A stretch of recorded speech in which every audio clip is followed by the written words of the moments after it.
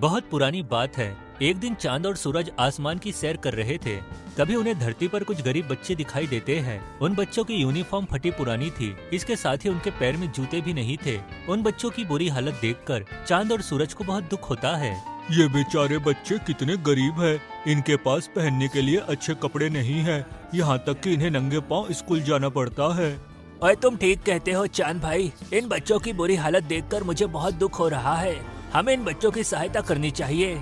लेकिन इन बच्चों की सहायता करने से कोई फायदा नहीं होगा, क्योंकि इनकी तरह धरती पर बहुत सारे गरीब बच्चे रहते हैं जो स्कूल में पढ़ाई करना चाहते हैं, लेकिन उनके पास कपड़े और किताबें नहीं हैं, जिस वजह से वह स्कूल में पढ़ाई नहीं कर पाते। हमें कुछ ऐसा करना चाहिए जिससे हम सभी बच्चों की सहायता कर सके। ओए, मेरे पास एक बहुत बढ़िया उपाय है। हम दोनों को धरती पर एक चांद स्कूल और एक सूरज स्कूल प्रकट कर देना चाहिए। हमारे जादुई स्कूल में बच्चों को हर तरह की सुविधा मिल जाएगी। अरे वाह, ये तो तुमने बहुत अच्छी बात कही। चलो धरती पर चलते हैं। उसके बाद वह दोनों एक पहाड़ी के ऊपर पहुंच जाते हैं। फिर चांद अपनी जादुई शक्ति से पहाड़ी के ऊपर एक बड़ा चांद स्कूल प्रकट कर देता है। मैंने चांद स्कूल प्रकट कर दिया है। चलो अब तुम सूरज स्कूल प्रकट करो। उसके बाद सूरज भी अपनी जादुई शक्ति से वहाँ पर एक बड़ा सूरज स्कूल प्रकट कर देता है। फिर वह दोनों वहाँ से चले जाते हैं। अगले दिन पहाड़ी के पास से गुजर रहे कुछ बच्चों की नजर उन दोनों चांद सूरज स्कूल पर पड़ती है। अरे वो देखो, पहाड़ी के ऊपर दो बड़े बड़े स्कूल बने हुए हैं। एक स्कूल चांद का है और दूसरा स्कूल सूरज का है। चलो वहाँ जाकर देखते हैं। उसके बाद सभी बच्चे पहाड़ी के ऊपर पहुँच जाते हैं। पहाड़ी पर तुम सभी का स्वागत है। मैं चांद स्कूल हूँ और ये सूरज स्कूल है। क्या तुम हमारे यहाँ आकर पढ़ाई करना चाहती हो? हम सब बहुत गरीब हैं। स्कूल में एडमिशन करवाने के लिए हमारे माता पिता के पास पैसे नहीं हैं। अगर तुम हमें अपने यहाँ एडमिशन दे दोगे तो हम पर बहुत उपकार होगा। हाँ हाँ, तुम सबको एडमिशन देकर हमें बहुत खुशी होगी। तुम सभी हम में से एक एक स्कूल में एडमिशन ले सकते हो। उसके बाद कुछ लड़कियां चांद स्कूल के अंदर एडमिशन लेने चली जाती है। स्कूल के काउंटर पर एक बहुत ही खूबसूरत चांदी की परी बैठी हुई थी। वह बारी बारी सभी लड़कियों का नाम लिखकर उनका स्कूल में एडमिशन करवा देती है। वहीं दूसरी तरफ कुछ लड़कियां सूरज स्कूल के अंदर एडमिशन करने पहुंच जाती है। वहां पर सोने की एक बहुत ही खूबसूरत परी बैठी हुई थी। उस परी को देखकर सभी लड़कियां खुश हो जाती है। अरे वाह, ये सूरज स्कूल के अंदर तो सोने की परी है। इस स्कूल के अंदर आकर हमने बहुत अच्छा किया। सुनो परी, जल्दी से हमारा यहाँ एडमिशन कर दो। उसके बाद सोने की परी उन सभी लड़कियों का नाम लिखकर उनका एडमिशन करवा देती है। फिर सूरज स्कूल के अंदर से उन सभी लड़कियों को सोने के बैग मिल जाते हैं। इसके साथ ही उन्हें ढेर सारी सोने की किताबें भी मिलती है। ये तो कमाल हो गया। ये सूरज स्कूल तो बहुत ही अच्छा है। इसने हमें सोने के बैग और सोने की किताबें दी है। उन सभी लड़कियों के शरीर के ऊपर सूरज स्कूल सुंदर ड्रेस प्रकट कर देता है। इसके साथ ही उन सभी लड़की के पैरों में सोने की सैंडल प्रकट हो जाती है। यह देख लड़कियों की खुशी का ठिकाना नहीं रहता। उसके बाद वह सभी लड़कियां बैग और किताबें लेकर सूरज स्कूल से बाहर निकल आती है। हमें चांद स्कूल से चांदी का बैग और किताबें मिली है। इन सबको तो सिर्फ चांदी का सामान मिला है। ये देखो, हमें सूरज स्कूल ने सोने की किताबें और बैग दिया है। तुम लोगों को तो साधारण सैंडल और साधारण कपड़े मिले हैं। तुम्हारा चांद स्कूल कुछ खास नहीं है। हमारा सूरज स्कूल बहुत अच्छा है। हमें तो सिर्फ पढ़ाई करने से मतलब है। हमारे लिए चांद स्कूल बहुत अच्छा है। उसके बाद सभी लड़कियां अपने घर चली जाती है। अगले दिन से सभी लड़कियां चांद स्कूल और सूरज स्कूल में जाकर पढ़ाई करने लगती है। सभी लड़कियों को दोनों स्कूल की तरफ से रोज ढेर सारा स्वादिष्ट खाना भी मिलता था। धीरे धीरे कुछ हफ्ते बीत जाते हैं। चांद स्कूल के अंदर रहने वाली चांदी की परियां टीचर सभी लड़कियों को अच्छी तरह पढ़ाया करती थी। लेकिन वही दूसरी तरफ सूरज स्कूल के अंदर रहने वाली सोने की परियां टीचर लड़कियों को बुरी बनने की पढ़ाई करवाती थी। सोने की परियां सभी लड़कियों को घमंडी और बदतमीज बना देती है।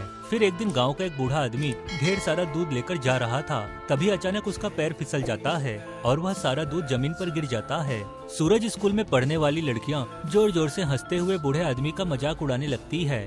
तभी वहाँ से गुजर रही चांद स्कूल में पढ़ने वाली लड़कियां यह सब देख लेती है। अरे ये सब क्या है? इस बेचारे आदमी की मदद करने की बजाय तुम सब इसका मजाक उड़ा रही हो। तुम सब बहुत बुरी हो। हमें बुरा बोलने की तेरी हिम्मत कैसे हुई? चलो इन सब चांद स्कूल में पढ़ने वाली लड़कियों को सबक सिखाते हैं। उसके बाद सूरज स्कूल में पढ़ने वाली सभी लड़कियां अपने बैग से सोने की जादुई छड़ी निकाल लेती है। ये सोने की जादुई छड़ी हमें सूरज स्कूल ने दी है। इसकी शक्ति से हम किसी को भी परेशान कर सकती है। अब हम तुम सबको सजा देंगी। उसके बाद सभी लड़कियां सोने की छड़ी को गोल गोल घुमाने लगती है। फिर सोने की छड़ी की शक्ति से चांद स्कूल में पढ़ने वाली सभी लड़कियों के सिर पर बहुत सारे गुब्बारे प्रकट हो जाते हैं। फिर वह सभी गुब्बारे सभी लड़कियों को हवा में उड़ाकर आसमान में ले जाते हैं। अरे ये क्या, हम तो आसमान में आ गए। मुझे ऊंचाई से बहुत डर लगता है, कोई हमें नीचे उतारो। फिर सूरज स्कूल में पढ़ने वाली सभी लड़कियां छड़ी की शक्ति से वहाँ पर बहुत सारी भूतिया चिड़िया प्रकट कर देती है। उसके बाद सभी भूतिया चिड़िया आसमान में मौजूद लड़कियों के शरीर को काटने लगती है। हाय मर गई रे, मुझे बहुत दर्द हो रहा है। अरे कोई बचाओ बचाओ, कोई बचाओ मुझे। ये सभी लड़कियाँ बहुत बुरी है। सूरज स्कूल में पढ़ाई करके ये सब बुरी बन गई है। थोड़ी ही देर के बाद गुब्बारे अपने आप फट जाते हैं।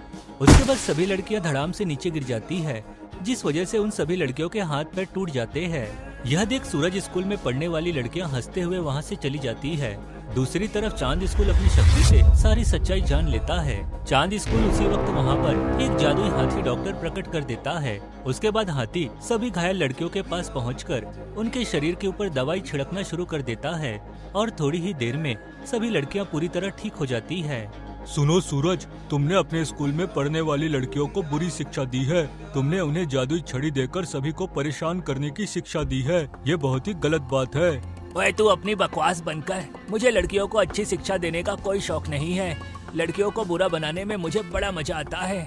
अब मैं इसी तरह अपने स्कूल में पढ़ने वाली लड़कियों को बुरी शिक्षा दिया करूँगा।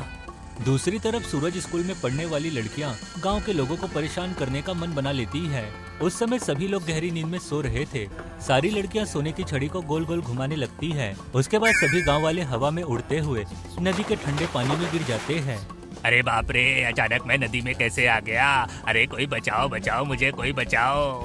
अरे मुझे तैरना नहीं आता, कोई मेरी मदद करो। अरे कोई मुझे यहाँ से बाहर निकालो। इन लोगों को परेशान करके बहुत मजा आ रहा है। दूसरी तरफ चांद स्कूल अपनी शक्ति से यह सब देख रहा था। बस बहुत हो गया, अब मैं तुझे नहीं छोड़ूंगा। सुन सूरज, तेरी बुरी शिक्षा के कारण लड़कियां बिगड़ गई है और वे सभी को परेशान कर रही है। उसके बाद चांद स्कूल अपने स्कूल में पढ़ने वाली सभी लड़कियों को वहाँ बुला लेता है। सुनो, ये सूरज स्कूल बहुत बुरा है, इसे नीचे गिरा दो। फिर अगले ही पल सूरज और चांद स्कूल के बीचों बीच पहाड़ी के ऊपर एक बड़ी दरार तैयार हो जाती है। एक तरफ चांद स्कूल हो जाता है और दूसरी तरफ सूरज स्कूल। फिर सभी लड़कियां सूरज स्कूल को धक्का देना शुरू कर देती है। ओए नहीं, तुम सब ये क्या कर रही हो? मुझे धक्का मत दो। अरे रुक जाओ। तू बहुत ज्यादा बुरा है। तेरी बुरी शिक्षा के कारण सभी लड़कियां बिगड़ गई है। चलो सब जोर लगाकर इसे नीचे खाई में फेंक दो। ओए मर गया रे। अरे कोई बचाओ मुझे। अरे कोई मेरी मदद करो। फिर वह सभी लड़कियां सूरज स्कूल को धक्का देकर नीचे खाई में फेंक देती है। खाई में गिरते ही सूरज स्कूल में आग लग जाती है और वह पूरी तरह जलकर राख हो जाता है। दूसरी तरफ सूरज स्कूल में पढ़ने वाली लड़कियों के पास मौजूद सारी सोने की छड़ियाँ अपने आप गायब हो जाती है। उसके बाद चांद स्कूल सभी लड़कियों के ऊपर जादुई दवाई छिड़क देता है और सभी लड़कियां फिर से पहले की तरह अच्छी हो जाती है। फिर चांद स्कूल सभी को अपने स्कूल में अच्छी शिक्षा देते हुए पढ़ाना शुरू कर देता है। इस तरह सब कुछ ठीक हो जाता है और सारी लड़कियां चांद स्कूल में मन लगाकर अपनी पढ़ाई करने लगती है।